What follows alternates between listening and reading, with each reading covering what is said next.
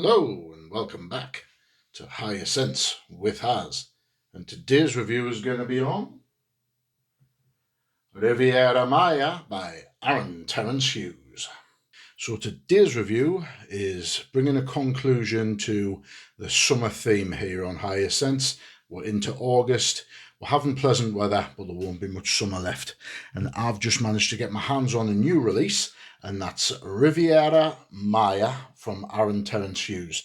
Now, as you can probably tell, the bottles have changed. Now, Aaron Terence Hughes has had a rebranding recently. It's now been reborn. He had an event, which unfortunately I couldn't attend for various reasons, and he released a number of fragrances, this being one of them, and I've been told that this is potentially the best of the lineup.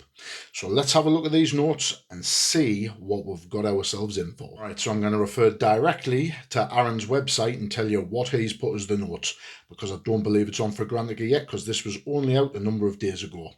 So in the top we have organic Brazilian sweet orange, organic blood mandarin, and organic lime. So a nice citric opening there.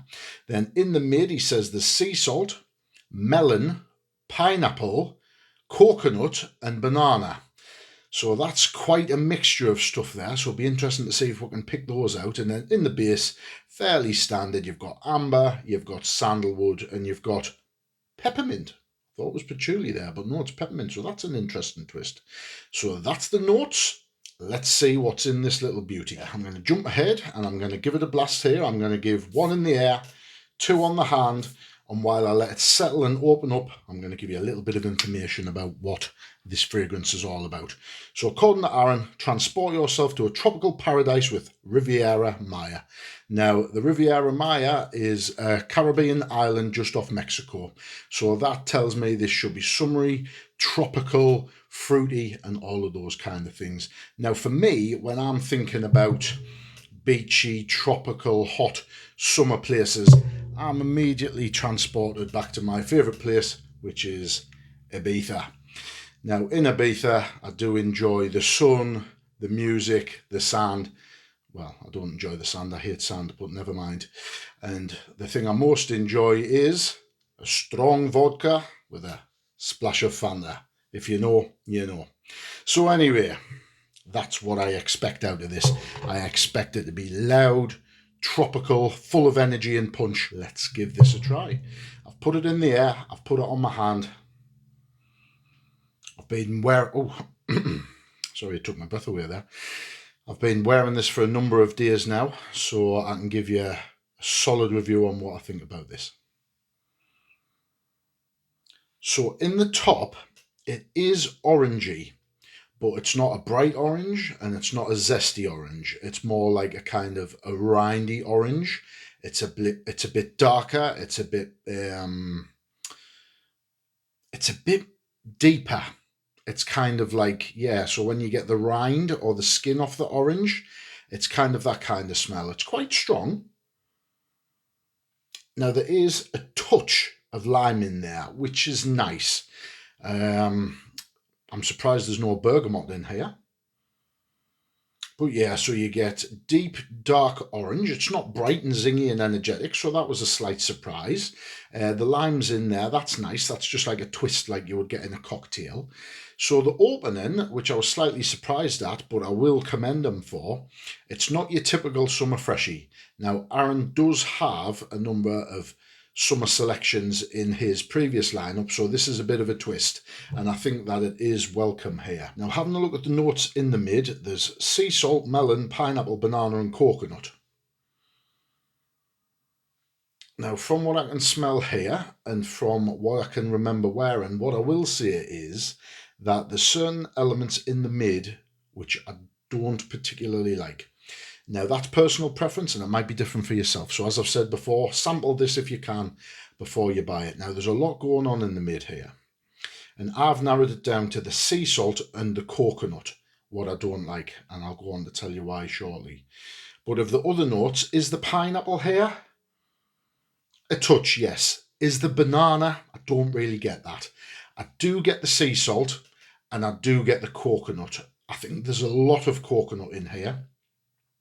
And the sea salt, it's very it's very deep and it's very salty. It's not like a sprinkling on the top. It's quite a whack of sea salt, like you've just been hit in the face by a wave when you're out doing your, pedaling or canoeing or whatever you do in the tropics. Them things where you get pulled along by the speedboat and you go up with your parachute and then crash land. That's what it feels like. So there's a lot going on in the mid here. Is there any melon? I don't know. From wearing it, I wasn't able to pick out many individual notes. And when the top kind of soothed down a little bit, the deep opening, it goes into, a lot of people say, I say a lot of people I've heard so far have said, it's like a tropical cocktail, like a tropical drink. It's fruity, it's zingy, it's all this. I don't think it is. I think it's like a tropical cocktail, but more so, I think it's more like a tropical soup. Damn! That's how I can best describe it. It's not bright, it's not light, it's not airy, which is what I'd expect from a summer fragrance, because this is a limited edition for summer 2025 specifically. So yeah, when I wear it, it's quite cloying, it's quite sticky, and it's very soupy. Now, another thing is, all of these notes they go together in a gloop. I can't pick them out individually. I don't get individual bits of character from them. It's kind of like, and this may go back to your more youthful days maybe, but when I used to go out and I used to go clubbing and things like that, a long time ago in black and white, haha. And you used to get cocktails, you used to get these things called fish bowls, right? So it used to be like a cocktail, so, Blue Lagoon, Sex on the Beach, all them kind of things. But what people used to do towards the end of the night, we used to have the different fish bowls, and then when everyone was pissed, they would decide, let's put it all into one and see what it tastes like. Invariably, it tasted like shit, albeit we didn't have many taste buds left by then, but it looked horrible. It just looked like a brown, horrible soup, and it tasted horrible as well. And unfortunately for me, I think that this fragrance suffers from that a bit. I think there's a lot of notes going on here. I think they clash a lot. I don't think they complement and stand out. And yeah, for me, it's just like putting all of them fishbowl cocktails together, mixing it round, and this is what you get. If you like a more tropical, deeper, darker, aquamarine kind of sea fragrance, that type of smell, then you may well like this. I don't particularly like it. And the other thing is, as soon as I put it on and I smelled it, I got very strong similarities to another fragrance that I don't like, which I have here. Now, those eagle-eyed people may recognise that this is Jean-Paul Gaultier's Paradise Garden. Again, another tropical summer-based fragrance. So I'm going to put a couple of them on my left hand, let it air out, and just because I've never compared them side by side, this was just my brain saying, this Riviera Maya reminds us of this Paradise Garden. So I'll let it air out and I'll see how similar it is. Okay. Now for me, that's very similar. Very similar. Now when I looked at the notes, because I thought, it's got fig in it, but I quite liked fig in other fragrances, so I thought surely it can't be the fig. The only two notes that these share that I saw was the sea salt and the coconut. Now normally I'm okay with coconut. Sea salt I don't particularly like. I've had a few fragrances where they're very salty and sea dominant, and I don't particularly like them. So I think the problem with this fragrance here, Riviera Maya, is that the sea salt and the coconut is just too strong for me. Maybe it's overdosed, maybe it's just my nose picking up on it, because if you don't like things, you pick them up easier. So again, try this before you consider buying it. But yeah.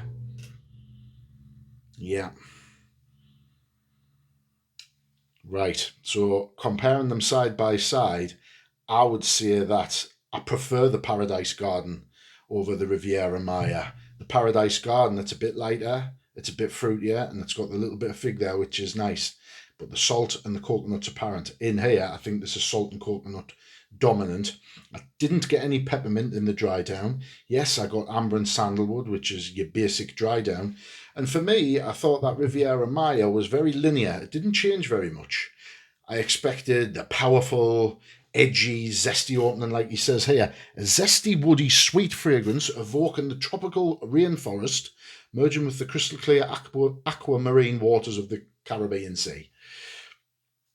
I don't get that, unfortunately. And I'm not hating on the brand because here's a spoiler for you all. My favourite fragrance of all time happens to be an Aaron Terence Hughes fragrance. So there's no hate coming in here. But yeah, for me, first impressions of this, which I put on my shorts, so check out my other shorts if you haven't, and also wearing this for a number of days, right through from the opening to the dry down, I wasn't impressed by it, and I didn't particularly like it, which is unfortunate for a new release in a rebrand of a new lineup. Okay, so we've briefly spoke about the fragrance here. Now, as I was saying, Aaron has had a rebrand of his brand was reborn, so to speak, reborn, and he brought out some new fragrances with some new bottles and things like that. I couldn't go to the event for a number of reasons. Now, I'm not going to say too much about it, but the ticket prices were over £100, and that for me was for basically a kind of meet, greet, sales pitch about your new fragrances. Great if you're a fan of the brand, which I was, but unfortunately for £107 and the timing, I just wasn't prepared to do that at that point. Now, looking at his original bottles, this is an original bottle of fragrance from Aaron Terence Hughes. It is matte black. It's a bit battered because somebody put it in a hold all in a bag, which they shouldn't have done, but never mind. Magnetic cap, which is great. Information on the bottom. Nice matte black bottle. That's the Generation 1 bottle. Now the Generation 2 bottle is just about here. Here it is. And this is shiny black. It's got diamantes on the top with the logo of the brand. Aaron Terence Hughes on the bottom. Doesn't have any information there. But that's Generation 2 basically. And here is the newest bottles. Now, this is a 50ml bottle, same as the others. They're 50ml as well, but you can get this in 150ml. Now, the 100ml is just a bit taller. So as you can see, the bottles are now short and stubby, most unlike me. Now, I've been looking about before I was shooting this video because this bottle reminded me of another bottle of fragrance, and I'm going to try and put it on your screen here. So if I put this over here, hopefully my editor in 3, 2, 1, here, can compare it and put a bottle of Sauvage Elixir.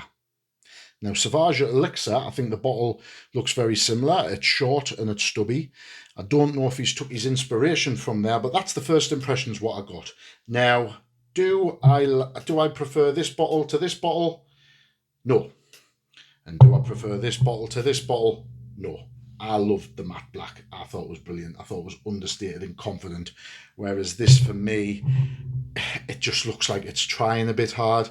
I think it's copying off another designer bottle. And for me, for a rebrand, slightly disappointed. Does it have a magnetic cap? Yes, it does. But the magnet is nowhere near as strong. So again, is that just trying to save money in the, in the packaging? I don't know. Here's the box, as you saw.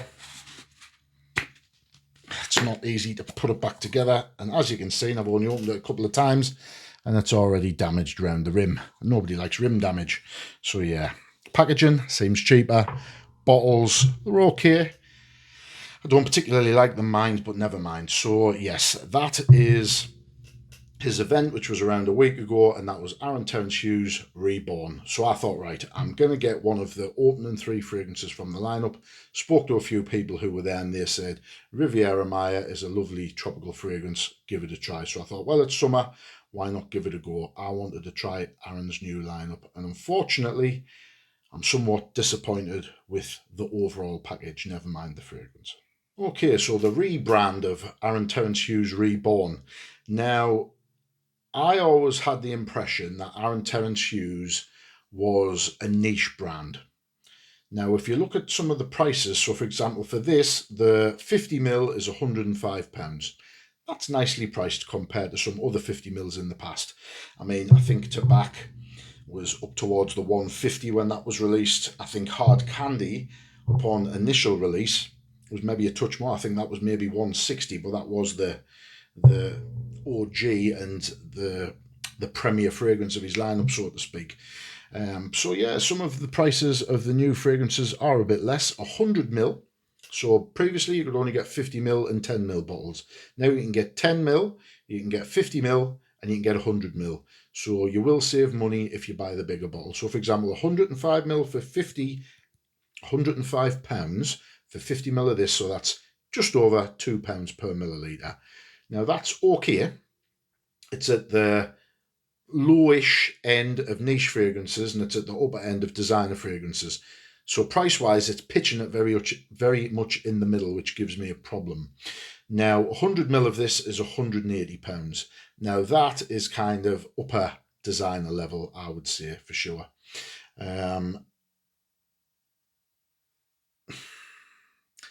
This pains me because I don't particularly like the fragrance. However, if I'm talking about the quality of the notes, the quality of the scent, how long it lasts, which I'm going to get onto, the bottle, the packaging, the price, and all that kind of thing. If he's trying to market his fragrances of this price as designer options, then yes, I think that this would classify as a good designer fragrance. If he's trying to market this as a niche fragrance, I think it's certainly a disappointing niche release. It does smell very designery. Like I said before, it smells like Jean-Paul Gaultier's Paradise Garden. The bottles look like Sauvage Elixir.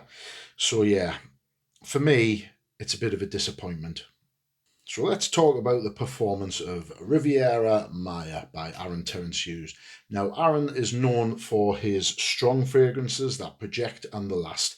And a lot of the time, he releases things and they're pretty much parfum or straight to parfums. Now, I'm sure that this is a parfum as well. It doesn't say it on the bottle and it doesn't say on this bit of the site, but I'm positive that this is a parfum and it'll probably be about 30% concentration, known Aaron. Now, when I put this on and I wore it and I was looking for the projection, I thought it was a bit heavy and a bit flat. Now, for a high-level parfum, that's to be expected. But as a summer tropical release, I would just wanted to have a bit more radiance and a bit more flair, to be honest. So I would have rather had it as a lower parfum concentration to give it a bit more projection, because I think for a summer fragrance, it's the projection that's key over the longevity. Summer freshies, so to speak, 3, 4, 5, 6 hours, fantastic. 4 to 6 is fine for a summer freshie, and that's what they get. Whereas here, the longevity is good, but the projection just isn't. It's more intimate. So projection on this, I would say, is around the 2 feet mark. It's not terrible, but it's not great. Now, looking at Aaron's videos, he's saying, that these fragrances project very heavily, last forever, and things like that. So I'm going off what he has said specifically about this one, Riviera Maya. Now, the projection, it's okay. I'd prefer more for a summer-based fragrance. Now, the longevity is fine. The longevity, I would say on this, you get a solid,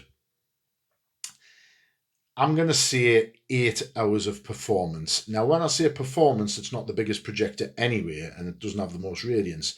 So I would say that the performance, you get 7, 8 hours. I do think you get 8 hours, but it's a fairly close to the skin experience, but it is after half an hour anyway, but it does last well. But I would say a solid performance. I'm going to put this around the 8 hour mark. And for a parfum or an extrait to parfum, it's what I would expect.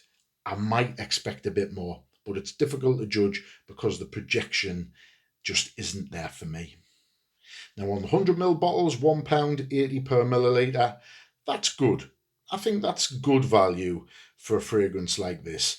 My bottle, 50ml, 105, £2 a milliliter. Not too much different, but if you like the fragrance, I would go for the 100ml anyway, because you're getting much better value for money.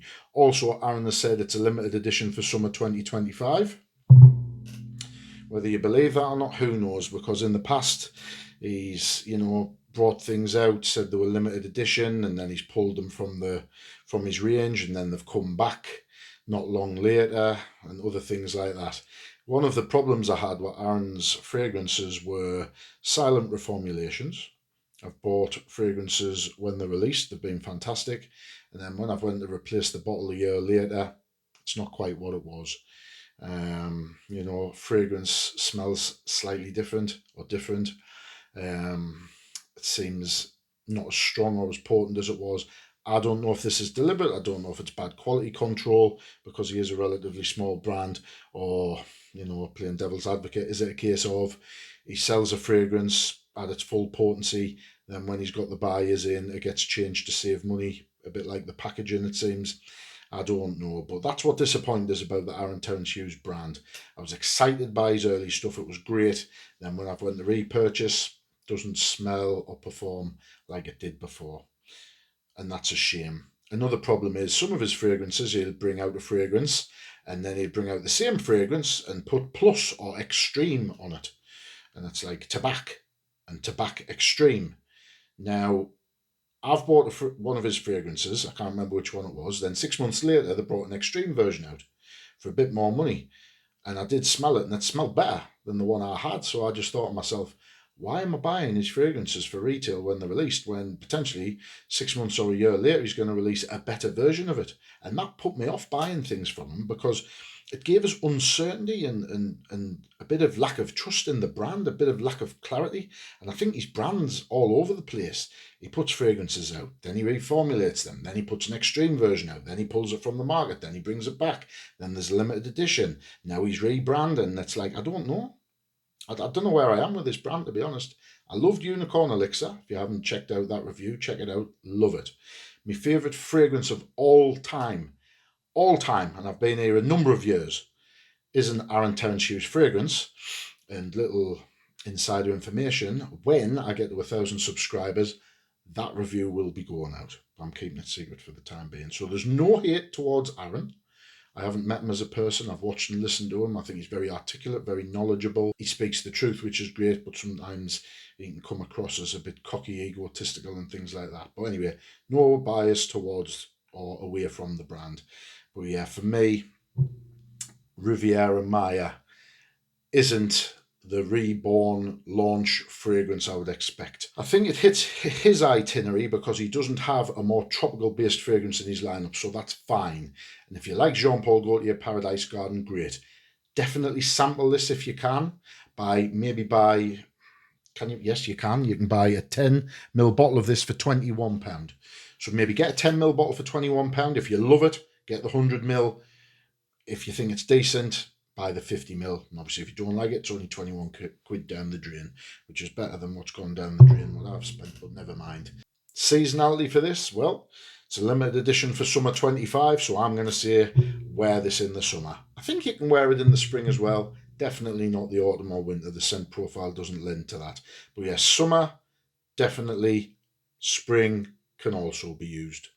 Where to wear this fragrance? For me, it has to be daytime socials, evening socials, and holidays. On the beach, maybe in the gym, but don't go crazy with the sprays. I think it's a good fragrance if you're wanting the more energetic, warm, tropical based scent. So that's where I would use it. I wouldn't use it at work.